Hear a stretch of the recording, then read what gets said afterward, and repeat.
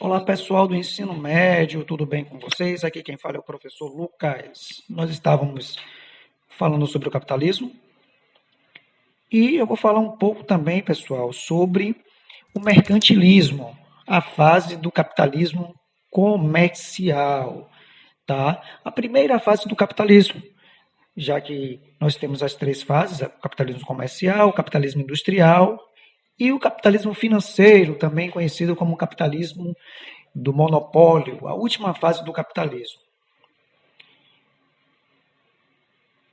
Esse capitalismo comercial ou mercantilismo, vocês precisam entender que ele é algo que precisamos estudar em conjunto. Por que conjunto, professor Lucas? Porque justamente foi um conjunto de práticas que foram se unindo e quando eles se englobaram, quando eles conseguiram se juntar, foi denominado como mercantilismo. Então, esse capitalismo comercial ou mercantilismo, ele vai ser homogêneo, mas antes ele era heterogêneo. Antes existiam muitas práticas e todas elas, em conjunto, elas formaram o capitalismo comercial ou mercantilismo, tá? E essas práticas, né, que ocorreram entre o século XV e o século XVIII, elas foram iniciadas, elas foram inventadas pelas nações europeias desse período, tá? Isso daí, esses indícios, essa transição, né, dessa prática econômica iniciada pelos europeus não foi da noite para o dia, tá? Imagine aí, voltando àquela velha história que nós falamos sobre a origem do capitalismo, tá? Imagine uma população, imagine um povo, imagine os países que eram completamente agrários, tá? Imagine que a produção era feudal, tá? Ainda estava vivendo o feudalismo e a base do feudalismo todos viram que era a agricultura. Houve uma mudança bruta, houve uma mudança drástica de um modo feudal para um modo de produção capitalista, tá? É por isso que a gente não pode citar o mercantilismo como sistema econômico, tá? Não podemos citar o mercantilismo, foi um sistema econômico que surgiu, não, porque foi um sistema de transição entre o feudalismo e o capitalismo, tá? As nações europeias, elas começaram a adotar esse sistema porque eles viram que esse sistema iam trazer lucro, tá? Iam trazer prosperidade. Naquela época, todos vocês sabem, havia uma corrida por metais preciosos, pedras preciosas, havia uma corrida principalmente para as especiarias, principalmente quando os turcos otomanos eles tomaram a cidade de Constantinopla, tá? E Gênova e Veneza, que eram as cidades italianas que eram a porta, né, dessas especiarias, ficaram escassos de especiarias com a tomada dos turcos pela cidade de Constantinopla, tá? Não teve mais acesso. Então, isso obrigou as nações a buscarem um caminho por mar, tá? E aí vai ser adotado o período das grandes navegações e da montagem do sistema colonial. Aonde, professor? Principalmente no continente americano. E aí, nesse período, eu quero destacar para vocês que muitas práticas mercantilistas vão ser adotadas, tá? Por espanhóis, holandeses, franceses, e para tornar a nossa aula mais produtiva, eu vou citar principalmente essas práticas adotadas pelos portugueses aqui no Brasil no período colonial, tá? Agora é interessante nós citarmos mercantilismo, né, como algo que vai ser colocado, que vai ser expandido de acordo com a necessidade de cada país. É muito bom citar que os Estados Unidos, por isso que é uma nação poderosa como hoje é, em sua colonização, ela recebeu um pouco mais de atenção em relação a povoamento, em relação à estrutura, à infraestrutura da Inglaterra, que o colonizou, do que aqui no Brasil, nós quando fomos colonizados por portugueses. Então é interessante citar isso para vocês, tá bom? Professor Lucas, e que características são essas do mercantilismo? Que práticas são essas? Vou citar aqui para vocês essas práticas, tá? Essas práticas, elas são práticas do período colonial e que vocês vão agora, depois de tudo que vocês estudaram, do sexto ao nono ano, principalmente no sétimo ano que vocês aprendem um pouco em história sobre colonização, vocês vão começar a ligar alguns pontos aí, tá? A primeira prática que eu posso citar aqui para vocês é a balança comercial favorável, tá? E quando nós citamos balança comercial favorável, vocês têm que entender que nós estamos falando de importação e exportação. E você precisa entender que um país que exporta mais, ou seja, exportar, vender, importar, comprar, um país que exporta mais e importa menos, com certeza absoluta a sua balança econômica vai ficar favorável, sua balança comercial vai ficar favorável. Por quê? Porque ele arrecada mais do que gasta. Ele vende mais e compra menos. Então, para quem quer ter uma saúde financeira boa, uma qualidade financeira boa, é justamente essa questão da balança comercial favorável, ou seja, você vai vender mais, você vai ganhar mais do que aquilo que você consegue gastar.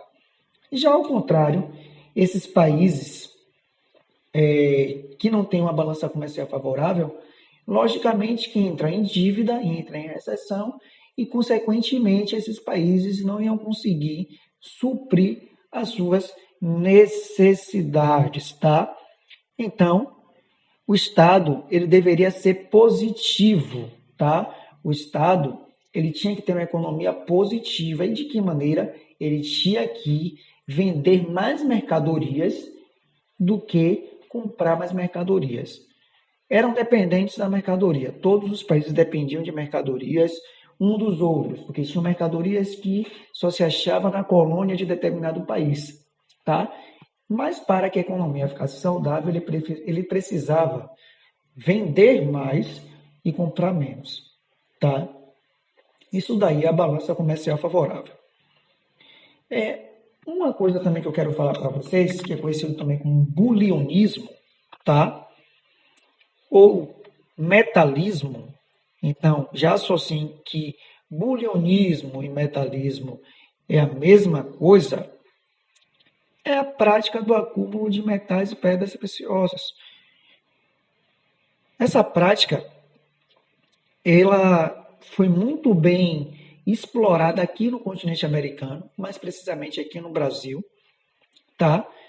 E aqui no Brasil, se você for fazer um passeio submerso pela Baía de Todos os Santos, você vai encontrar alguns navios lusitanos, alguns navios portugueses naufragados, tá?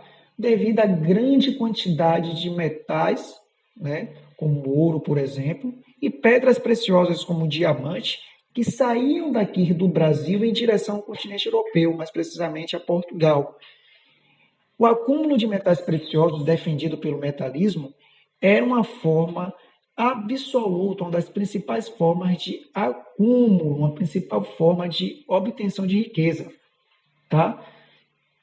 Inicialmente, Fernando de Aragão e Isabel de Castela, só para que vocês tenham uma noção do contexto histórico, eles eram rei católicos que defendiam essa tese. E essa prática foi logo disseminada em diversos países e Portugal copiou muito.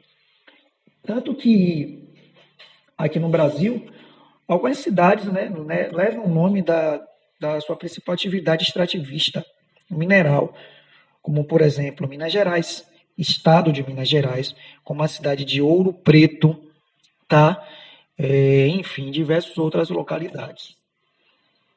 Vou falar também, pessoal, sobre o colbertismo, tá? O colbertismo, ele ia de encontro um pouco contra o metalismo. Ele era opositor ao metalismo. O que é que o colbertismo definia mais ou menos, professor Lucas? Simples. Esse colbertismo, ele defendia o desenvolvimento manufatureiro, tá? O desenvolvimento da manufatura como forma de atrair a moeda estrangeira e, consequentemente, uma riqueza. Defendia que produtos manufaturados eles fossem importados para outros países e eles sendo importados para outros países necessariamente iam tornar os países dependentes daquela mercadoria. E não parava por aí. O colbertismo defendia também uma política, pessoal, de limitação. Aí eu tenho que fazer, né, a comparação com o momento atual do Brasil sobre a PEC. Um exemplo da PEC. A PEC do controle de gastos, o teto de gastos. E no Brasil, o governo federal ele criou a PEC, né, do teto de gastos. A PEC da saúde, a PEC da educação e a PEC da infraestrutura. Ou seja, mesmo se a demanda demográfica crescer no país, a população crescer, por determinado tempo, o país só vai poder gastar isso na área da saúde. Foi o que o colbertismo ele citou, foi o que o colbertismo ele acabou de citar para que uma nação ela ficasse tão rica quanto a outra, tão rica quanto os principais países europeus da época. Para isso era necessário ter um controle de gastos e investimentos. Nós podemos também citar o protecionismo, tá? Como assim, professor Lucas, o protecionismo? Para que um país ele pudesse lucrar muito, as mercadorias que fossem importadas, ou seja, as mercadorias que eles comprassem, eles necessariamente tinham que fazer uma coisa, colocar muitos impostos. Vamos supor que Portugal ele tem a necessidade, né, de comprar alguns produtos, de importar alguns produtos para que tenha uma relação boa com seu parceiro comercial, a Espanha, que por sua vez vai vender esses produtos a um preço acessível a Portugal. Mas para que os portugueses deixassem de comprar esses produtos da Espanha, tá, que vieram da Espanha, entendam muito bem o exemplo, a coroa portuguesa, o governo português, eles colocariam impostos para que esses produtos fossem muito caros no mercado interno. Logo, sendo assim, os portugueses iam preferir os produtos de sua própria nação, de Portugal, do que o importado da Espanha, que ficou muito caro com os impostos criados pelo rei de Portugal. Tá? O nome disso é protecionismo alfandegário ou protecionismo econômico, tá? Que era uma imposição de impostos sobre mercadoria dos países estrangeiros. Tá? Esse mercantilismo, essa prática mercantilismo, esse conjunto de prática, ele vai dar origem à ignição, à formação dos estados modernos, como conhecemos. Essa aula sobre mercantilismo, a gente vai criar outro momento de debate, tá? Espero que vocês tirem todas as suas dúvidas comigo. Pode mandar para o meu WhatsApp no privado. E a atividade que eu mandar, vocês podem mandar para o meu e-mail, que eu vou mandar para a Prolu. Tá? Meu e-mail é historiografia88@gmail.com, mas eu vou mandar por escrito para ficar melhor para vocês. Tá bom, galerinha? Essa foi a aula de hoje. Espero que vocês tenham gostado. Fiquem com Deus. Um abraço. Tchau, tchau.